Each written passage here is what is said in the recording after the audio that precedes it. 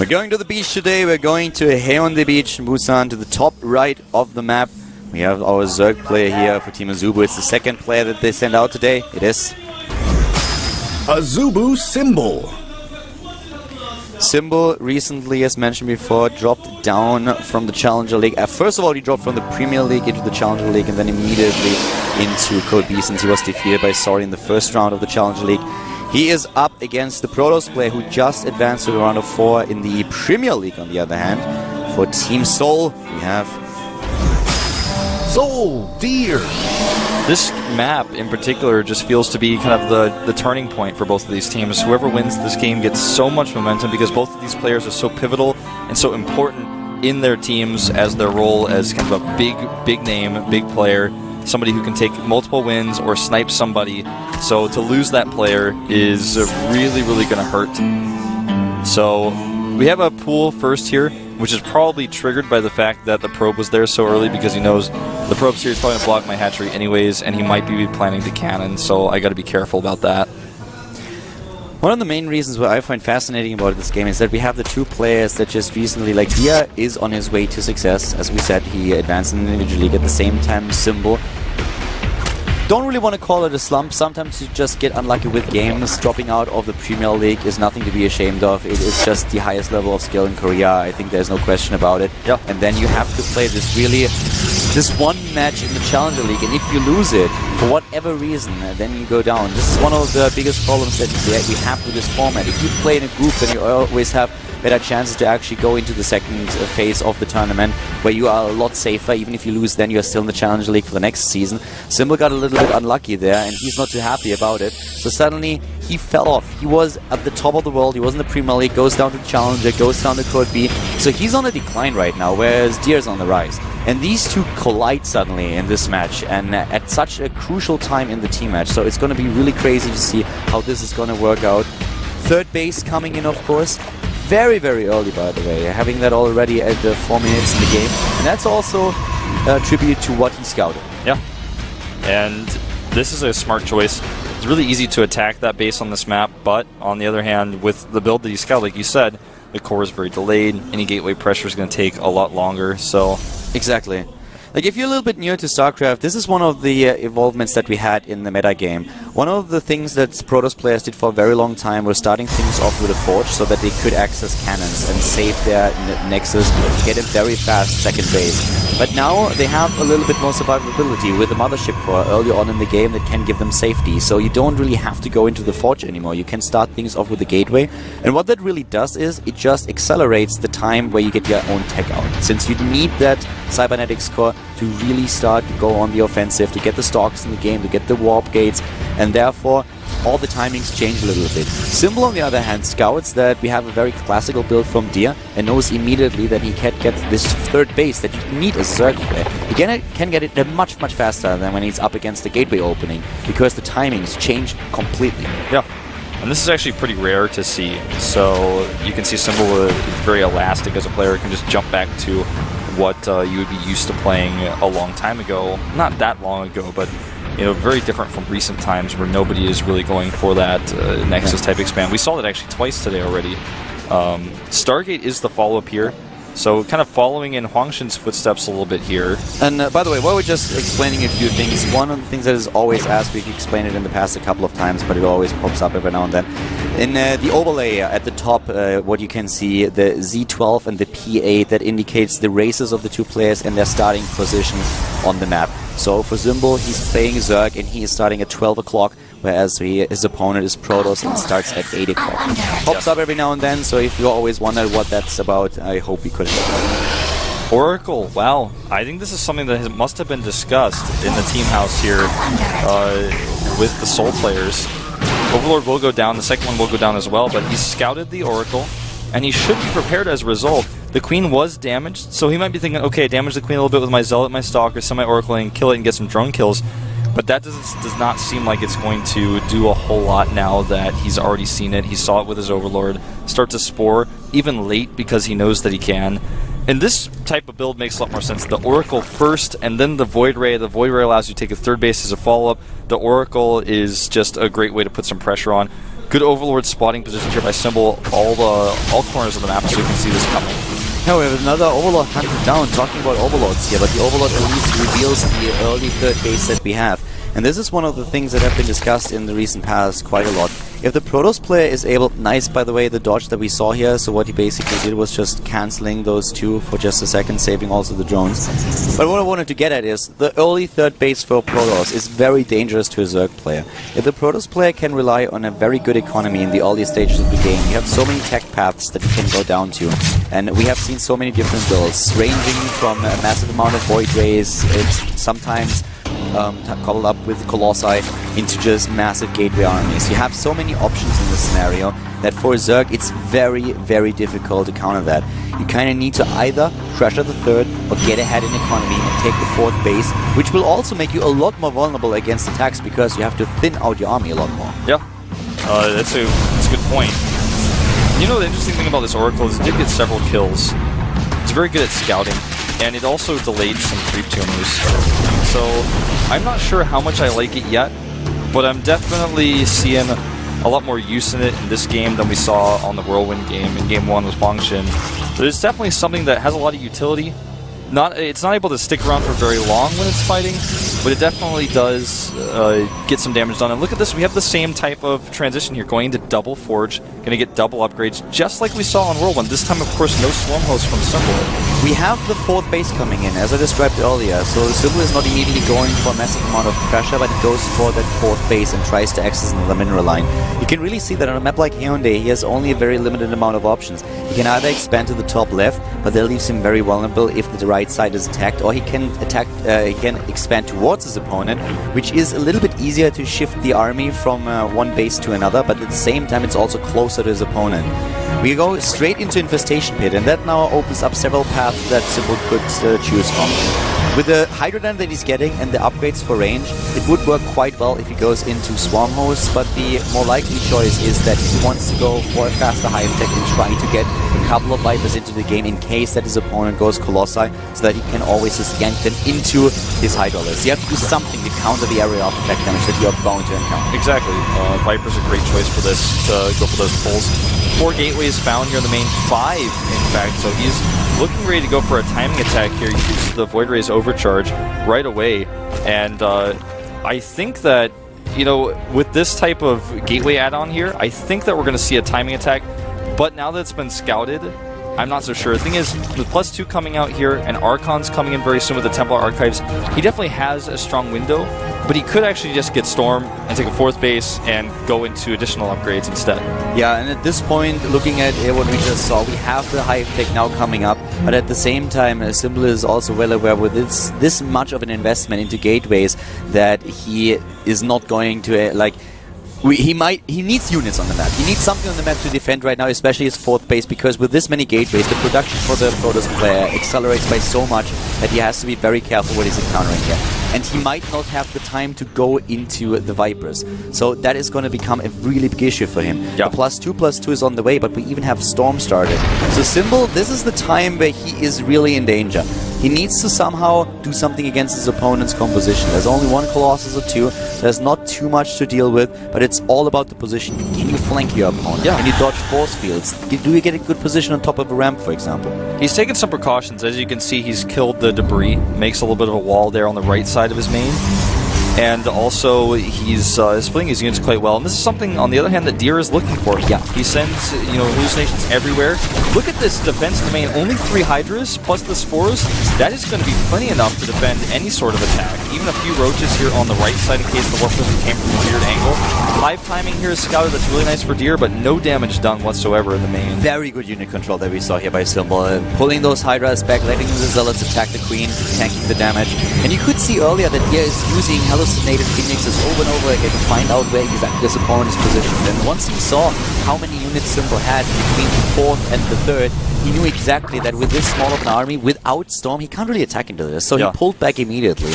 And he's taking another base now himself. He's looking at the map and he's like, well, I'm really uncomfortable attacking into you right now. So if I don't do that, then I have to do something else. I have to expand again because you're getting ahead of me. And that also gave Symbol the time to get the Vipers out. We were talking a little bit about how that endangers his opponent. Now the Vipers are in the game. But keep in mind that we have High Templars up against them. So a couple of feedbacks could take down those Vipers even before they do any. And the 4th base positioning here is so great for Deer because he has these Void Rays that can fly over the base to defend and also just come over to try to pick up drones. Of course, he has to be careful with the Vipers, but that's where a lot of these High Templar come in. Continuing his upgrades, getting 3-2 right now, nearly going to be 3-3. I love how Deer positions himself around the map to try to pull the Zerg army where he wants it to be, like a magnet. He's always sending a few Zealots here, a few Zealots there, always drawing the Zerg army. Nice. It's an attack at the 4th, though. Here we go. Really good move with the Warp Prism, but at the same time, the main attack is now at the 4th, and here come those High Templars. And we have a couple of Yanks on the Void Rays, but the Storms go down on the low HP units. The Hydras have to move back immediately. A lot of damage done as well, though. Very, very tactical game that we are seeing here. Yeah, really nice control here. Grabs an Archon and a Void Ray. Both of them taking serious damage. The Archon falls, the Void Ray lives. Attacking up this ramp's not going to be easy, but here come those Storms. Great Storm, one actually hitting the worker line a little bit. And now the position is really good for the Protoss. Already on top of that ramp, the High Templar is still in a good position here.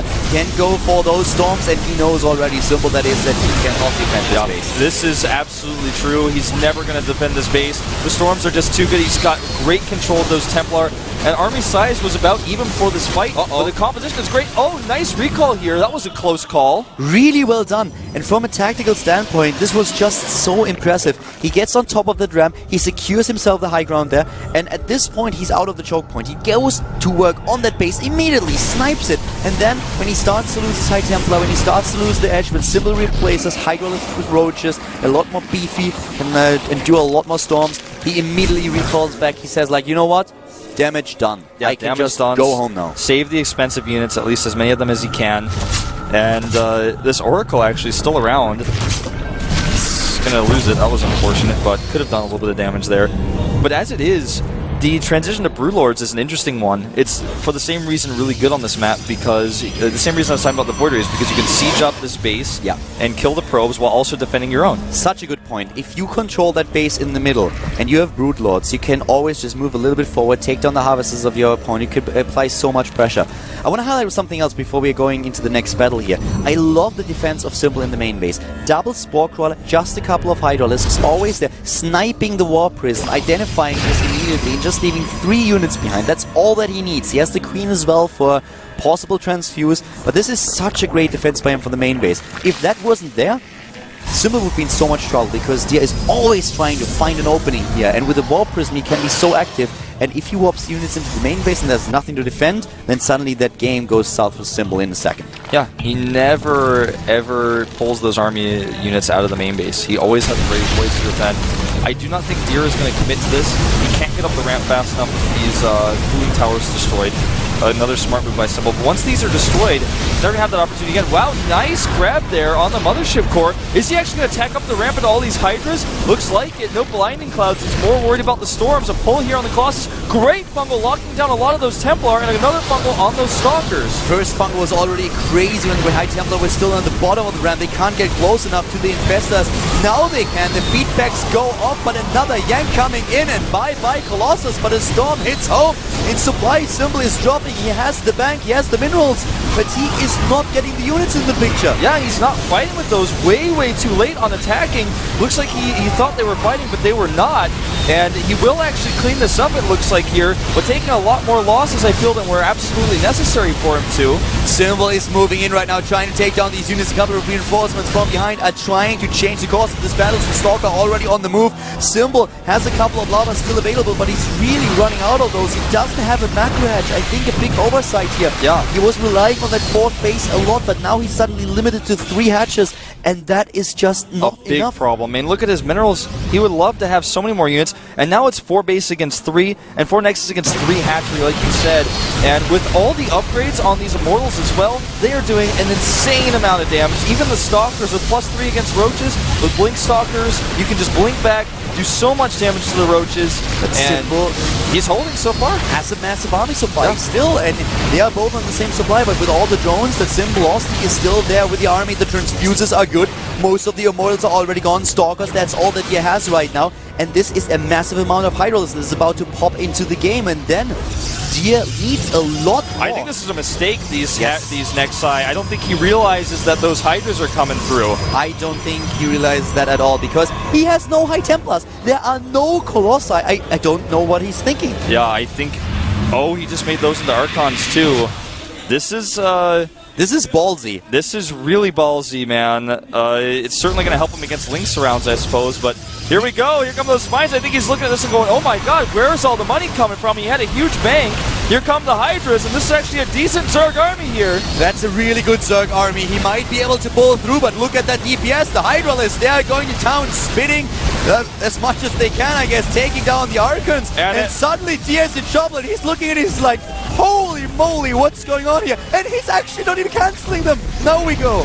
I think Deer's ego is taking a big hit right now. Oh, God. He's on the retreat. There's a huge warp into Stalkers here. Oh, dear. He's struggling to get those Colossi out, and this is a symbol of real big problems coming down here with these Hydras. The investors here to support as well. Oh, dear diary. Today I underestimated some. Oh, Bungle on the Bungle Stalkers! goes down. There are no High Templars. There is only one Colossus, and this is simple, and you should never ever underestimate him. Never. He's the comeback king, and he's the comeback king for a reason. He proved it in the past, and he is on his way to victory in this game. Yep, this game not over yet, but it's looking pretty close here with the army being totally destroyed. Move command on the Stalkers, or rather the Hydralisks, until he can get close to the Stalkers. Now we can focus down this base from the safety of that Hydralisk range. Needs to not overextend, though. The income is here. We have the income for the Protoss player, but now he's losing that fourth base, and that was the crucial base for him. And look at what Symbol is doing. He's not only expanding, he's double expanding immediately. He knows, well, right now I have the bank, but I need to get the income because I'm lower than my opponent. Yeah. He has a big problem with his drones, but like you said, that makes his army supply massive. He's 50 army supply up. He has to be careful compositionally as well. In fact, I'd like to see him, once he secures that gas in the middle of the map, get some Corruptors back out, because the Colossi are going to be his biggest enemy right now with this very Hydralisk heavy composition. Yeah. When the Protoss player sniped that fourth base and was walking down that ramp, put down all those mana Nexi, he was suddenly looking like a deer in the headlights since Symbol approached with such a massive army. And he was just looking at it, he was like, where is that coming from? No. Like, how did that happen? I don't think that he ever expected Symbol to have such a massive bank. Yeah, I think, I mean, the way it looked like Symbol was dead, he was out of steam, but that was definitely not the case, especially with those spines coming through. He couldn't really blink forward and try to continue to pressure. There's a few Hydralisks left, but now the composition is mostly Roach, and that's where Vipers can really come in handy rather than going into the Corruptors. You know what the funniest part is? If he would not have morphed those Archons, but just waited a couple of seconds, he would have won against the Hydras. I think so. But with the Storm, he just needed the Storm, but he didn't have anything against the Hydralisks. And those Archons, how many did he have? 3? Maybe 4. That is 6 to 8 High Templars that can get out of the Storm, but the Archons were just sniped. This Colossus in the back, where is he going? He's going to hell, it looks like. He just died here. The next two are grabbed. Both of them gone. The Stalkers are bundled. The Nexus is still not rebuilt. He may want to cancel. This is game. This is definitely game. This Another flank coming in. 120 army supply against 14. Here comes Symbol and Dia. He definitely was, he was over his head here. 4 mana Nexi build. He thought he had the game, and Symbol just taught him that he should never count him out. Symbol making him look silly. He's pulling the drones. GG. GG. Symbol going for the mana hatches, I guess. And suddenly, Dia is down, and Symbol takes the game and brings AZUBU in the lead. What an incredible game. Symbol just sitting back, never give up, never surrender, never count Symbol out. And this is his team now taking the momentum. I can promise you one thing, that's a mistake that Dia only makes once. I can tell you one thing, that coach that is going to be talking to Dia right now is going to have some very stern words to say. I am pretty sure that Dia probably has to do the dishes for a few weeks now. Oh, yeah. Oh my god, I cannot believe this. That is one of the rarest things you can see actually in a professional match, is somebody being sure that they have won when they in fact are not in the position they think they are, and they make 1,600 minerals worth of buildings. You know, one of the last times where we've seen this to such a magnitude was actually in the GSTL finals in Paris, where Stato was going up against the Prime team, and we had Bomber dropping the Mana Mules. Yeah. In Vegas, yeah, that definitely happened, and you know, you see this from time to time, where players get in the zone, he's like, I got this, I crushed you, and he was playing a great game. Yeah. But even if he hadn't done the Mara next side, the game was not over by any means with the composition they had there, especially because of those Archons that you mentioned, which I don't think he would have morphed had he realized what was coming his way. I mean, he had 20 no idea. Hydras on the way, no more Colossi left. Yeah. The Fungals that were coming afterwards as well for the counterattack. So good. That was really excellent play. I mean, Dia played a great game there. He just thought at the end, okay, I've won this. There's no way that you can do anything. You lost your 4th base, your main is running out of minerals, you're getting like really short on minerals at your natural 2, you have your 3rd, but I have 4 bases right now, I have everything that I need, but the one thing that he didn't have was Area of Effect. Yeah, totally missing there, and good Blink Stalker micro, good upgrades, but not enough. And now the question becomes, now that Symbol's taken the win, are we going to see Trap come out here? Most people would expect yes, but I think it's not the right choice right now. It's actually really tricky. I mean, this was such a pivotal game. We talked about it, how crucial this one match was for the reason that Seoul finds themselves in right now. They are relying on 2 additional players, and usually it's Trap and Hiva that they send out. Hiva has played a lot of ZVZ in the recent past, so it could be him. Yeah, I think that's the right choice to make here. Switch up the order a little bit and have your player Trap, who's good all around, a strong pros player as the closer if need be. Send Hiva out now. That's how I'd like to see things, but I just have this feeling that we're going to see the exact opposite of what I want. Might be the 3rd Protoss player in a row. We're going to find out right now. And, I mean, this is it is Hiva. It's Hiva, they send out Hiva. I like it. Good choice, makes sense. He played a lot of ZVZ in the Team League, so sending him out now against Symbol is a good choice. Yeah, really, really liking this pick. This is definitely what I would have done 100%. And ZVZ, definitely a matchup that he's done well in the Team League, as you said.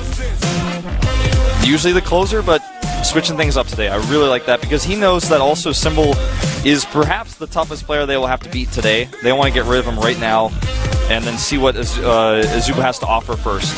We're going into a 5-minute break now, and when we are back, we have Hiva going up against Symbol in the ZVZ. Let's see if Hiva can actually hold things around once again and give his team a chance here, or if Symbol takes the next victory for Team AZUBU. We'll be back in the GSTL in just a few. See you guys then.